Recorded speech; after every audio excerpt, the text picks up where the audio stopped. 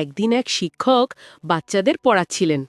হঠাৎ তিনি একটা প্রশ্ন করলেন, বাচ্চারা বলো তো, দুনিয়ার সবচেয়ে দামি জিনিস কি?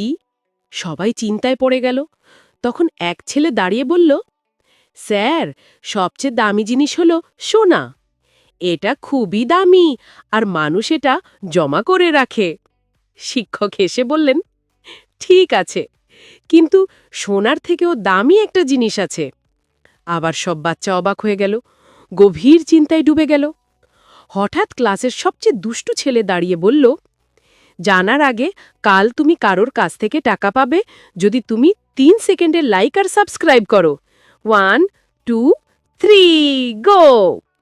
চিন্টু দাঁড়িয়ে বলল, দুনিয়ার সবচেয়ে দামি জিনিস হলো আমার পাশের বাড়ির ওয়াইফাই, কারণ যখন আমার ইন্টারনেট শেষ হয়ে যায় তখন ওর ওয়াইফাই সোনার চেয়েও বেশি দামি মনে